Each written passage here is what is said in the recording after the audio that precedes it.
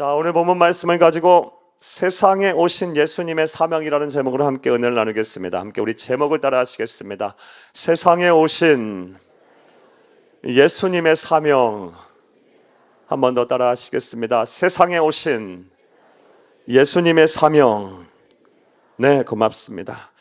오늘은 우리 주 예수 그리스도께서 인간의 몸을 입고 성육신하신 날을 기념하는 성탄주일입니다. 따라서 우리 주 예수님의 성탄을 축하하고 또 감사하며 오늘 우리 그리스도인들이 오늘날 반드시 알아야 할 말씀, 중요한 말씀을 여러분에게 전하려고 합니다. 큰 은혜의 시간이 되기를 간절히 바랍니다. 이와 관련해서 먼저 한 가지 여러분에게 여쭈면서 말씀을 시작하겠습니다. 사랑하는 여러분, 여러분 생각에 예수님이 왜 이 세상에 오셨다고 생각이 되십니까? 예수님께서 세상에 오신 이유가 무엇입니까? 다시 말해 예수님이 세상에 어떠한 사명을 감당하러 하시려 오셨을까요? 우리 그리스도인은 이 질문에 대한 분명한 답을 가지고 있어야 합니다. 왜냐하면 우리 그리스도인들은 우리 주 예수 그리스도에게 귀한 생명을 빚진 자들이기 때문입니다. 예수님께서 이 세상에 오셔서 사람이 되셔서 우리를 대신하여 죽지 아니하셨다면, 십자가에서 대속의 죽음을 죽지 않으셨다면 우리가 죽어야 합니다. 우리가 영원한 사망에 이르러야 합니다. 하지만 우리 주 예수님께서 세상에 오셔서 나를 대신하여, 우리를 대신하여 우리의 죄값을 치르셨어요. 사망이라는 벌을 받으셨어요. 십자가에서 모진 고통을 당하시고 물과 피를 다 쏟으시며 죽으셨습니다.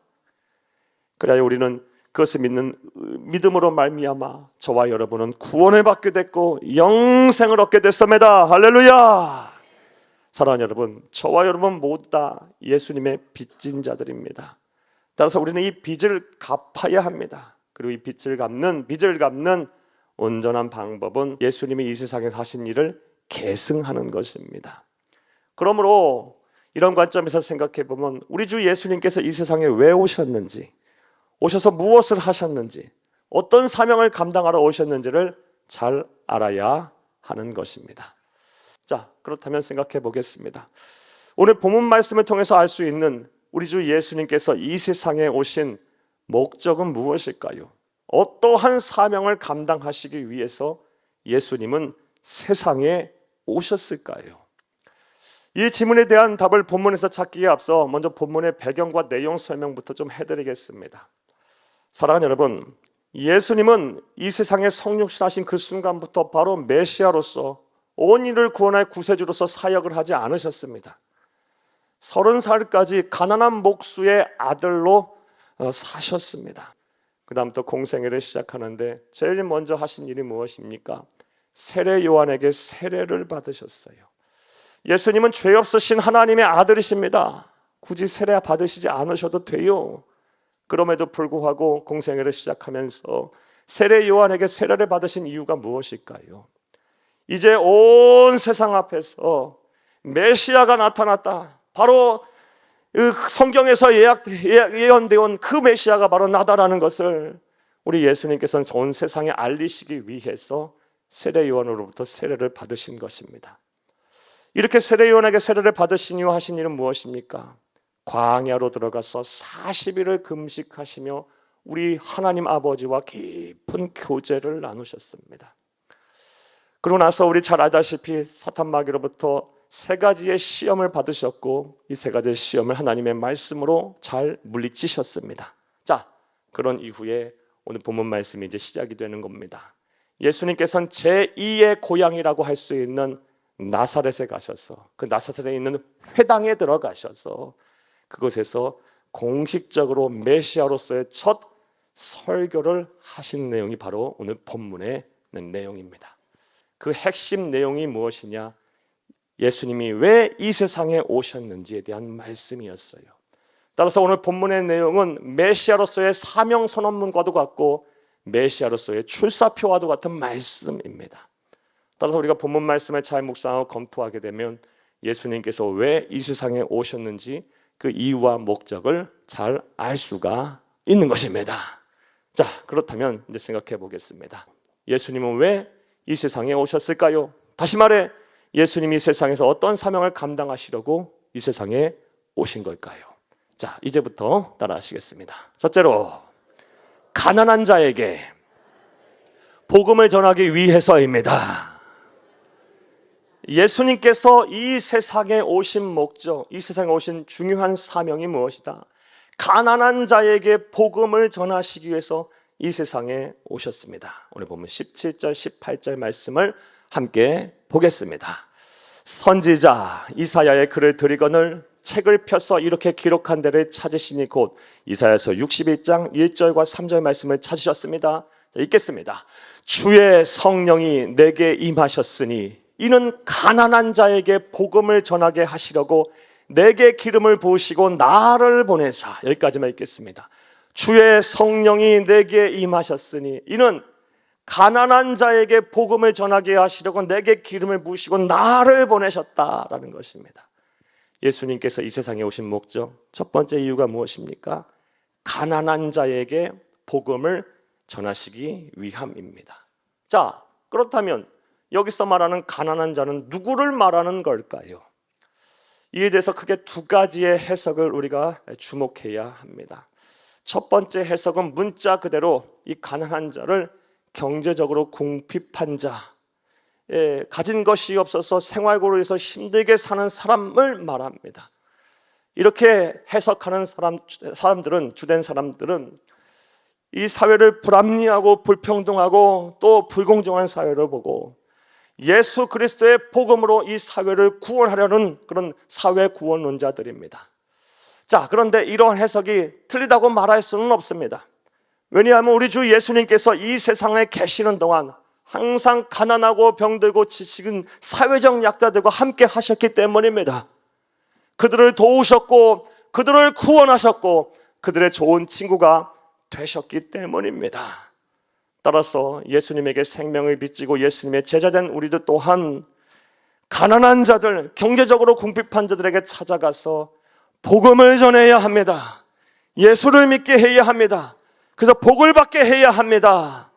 무엇보다 우리가 가진 것을 나눔으로 인해서 그들의 필요를 채워야 합니다. 그래서 그들이 절망 속에서 소망을 가질 수 있도록 우리가 해야 합니다.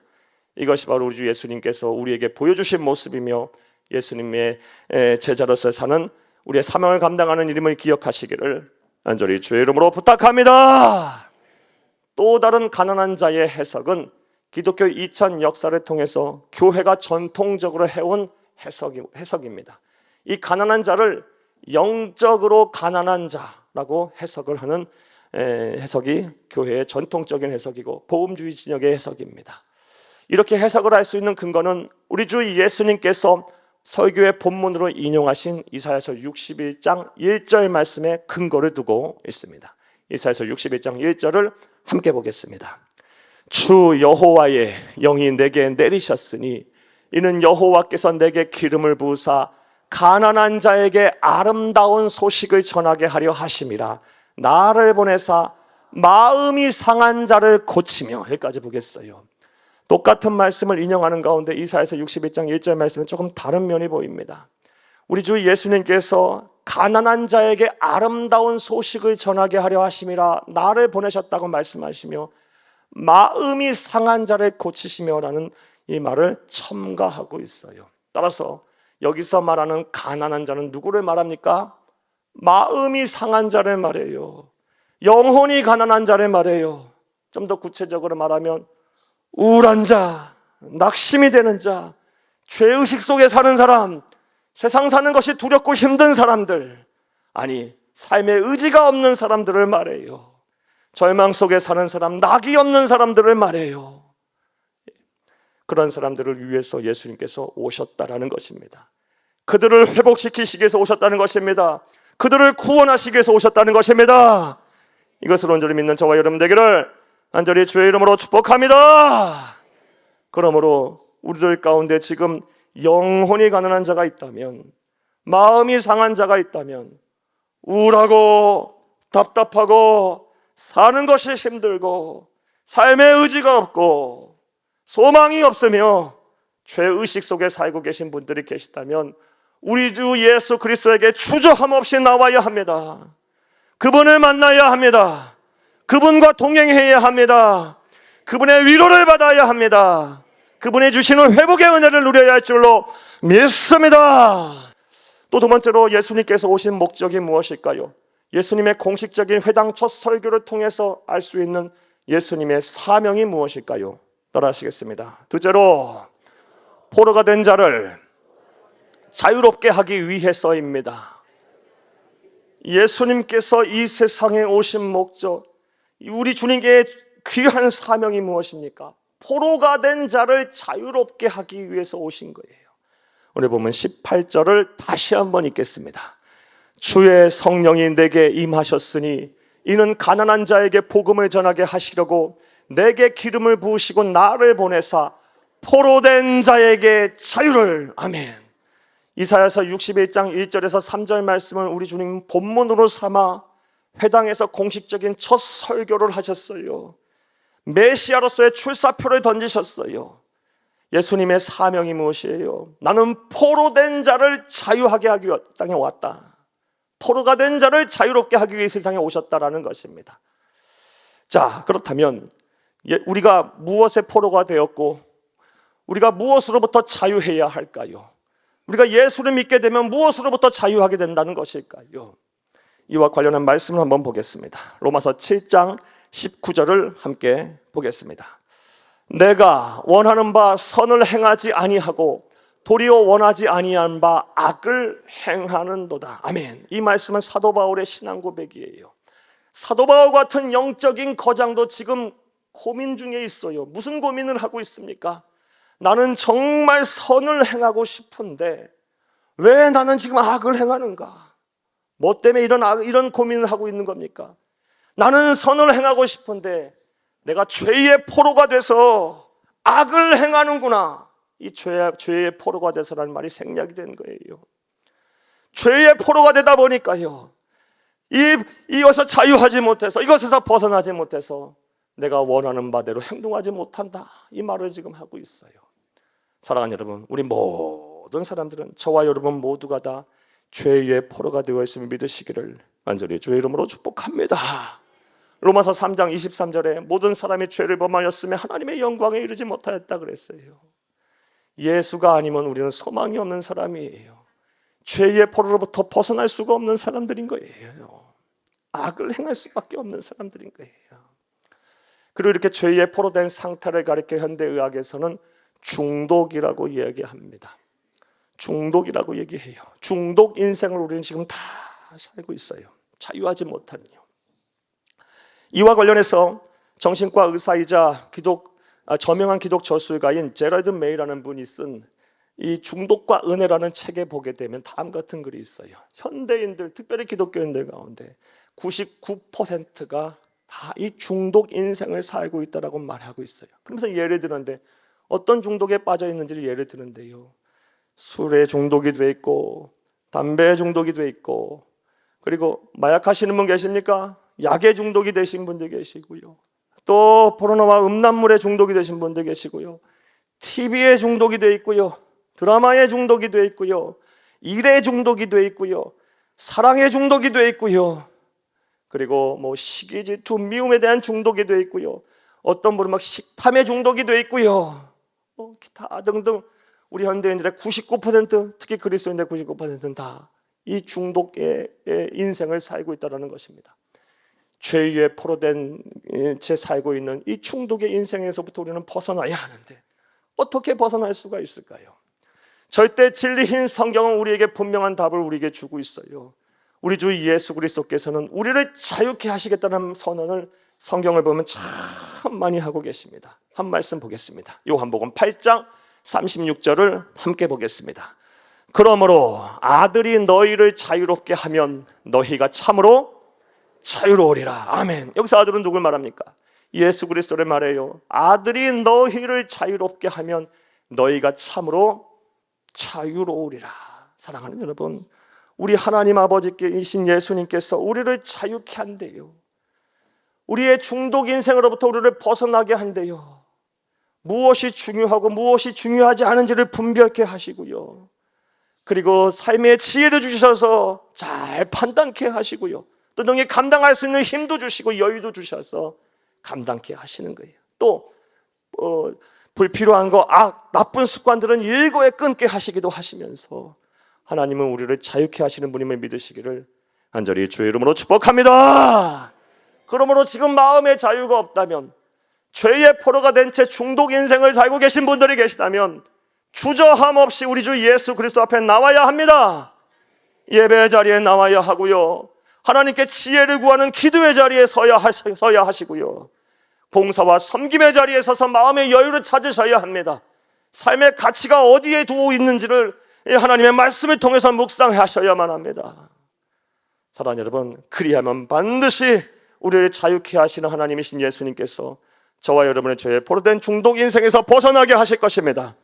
이런 은혜와 축복이 저와 여러분 가운데 함께하기를 간절히 주의 이름으로 축복합니다. 자, 그런데 무조건 예수 앞에 나온다, 예배 자리에 나온다 해서 사랑하는 여러분, 죄에 포로된 채 갇혀있는 우리 중독 인생에서 한순간에 벗어나는 것은 또한 아니에요. 하지만 또 분명한 사실은 하나님이신 예수님께서 반드시 우리를 자유케 하시라는 이 믿음을 가지고 하나님의 말씀을 꼭 붙들고 있다면, 예수 그리스도에게 붙어만 있다면 때가 되면 하나님은 반드시 우리를 자유케 하십니다.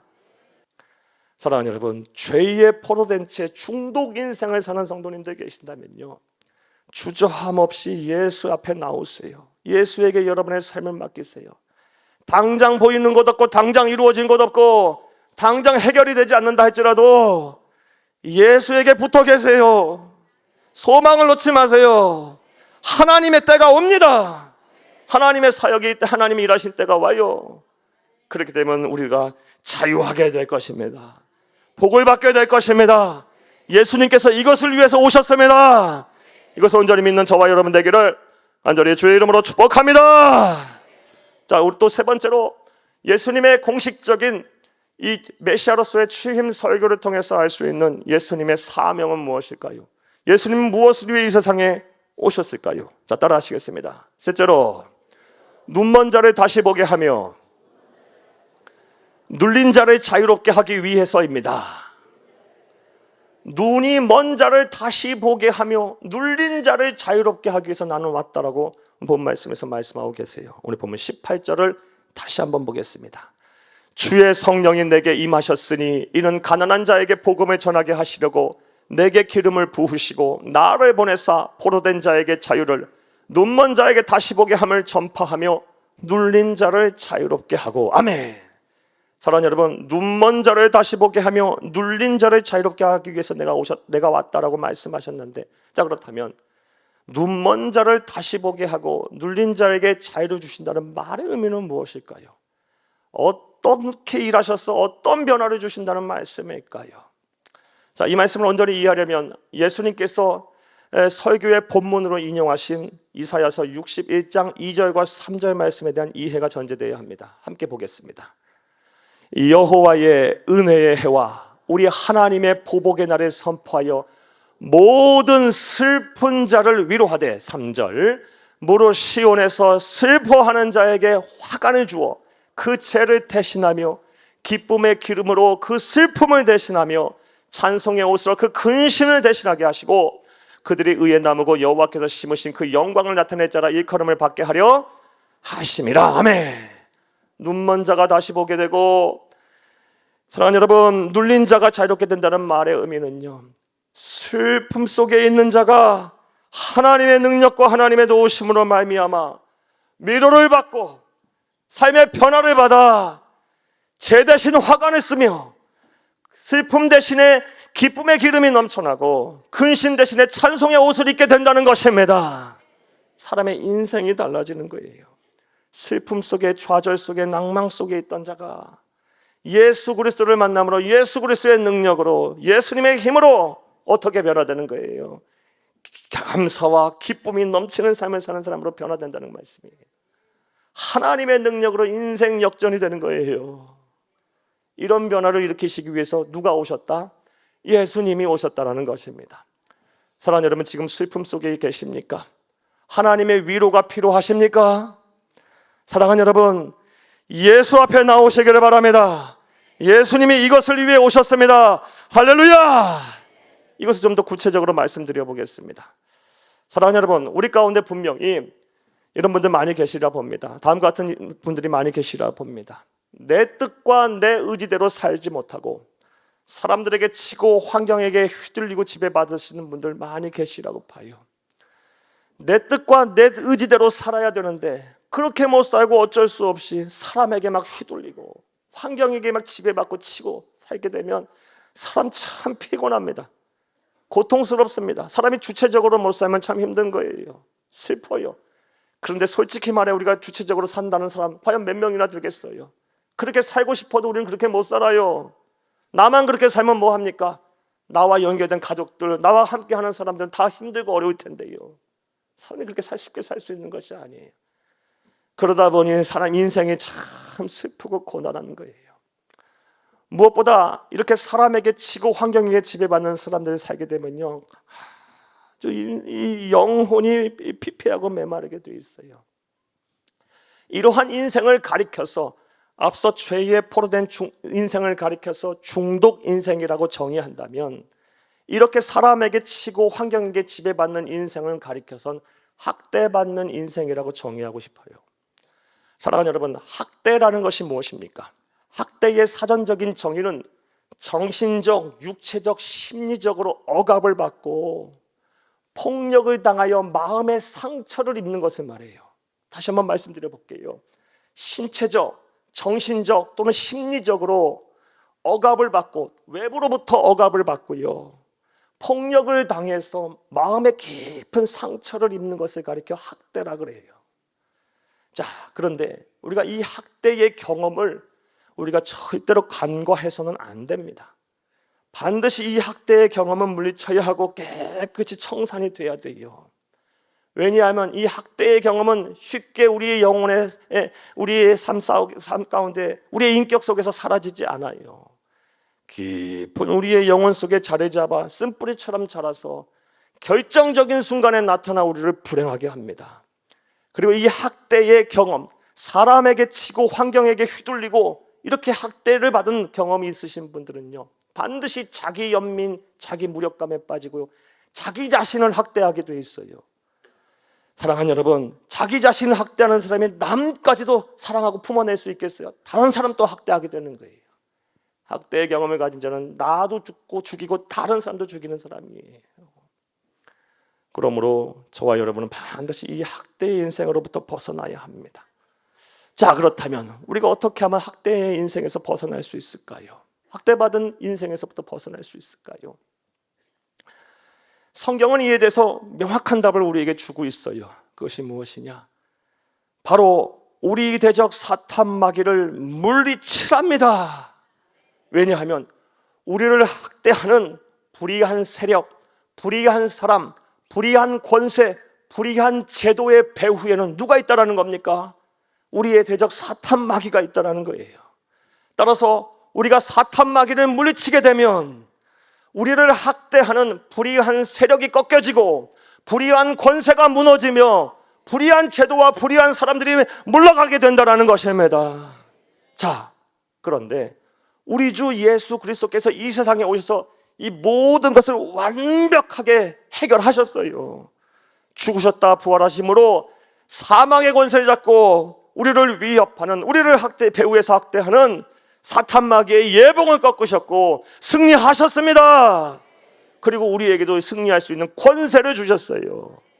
이제 우리 주님의 능력 있는 이름, 힘 있는 이름, 무엇보다 아름다운 이름인 예수 그리스도의 이름으로 여러분을 학대하는 불의한 세력, 불의한 권세, 불의한 제도 앞에 당당하게 맞서시기를 바랍니다.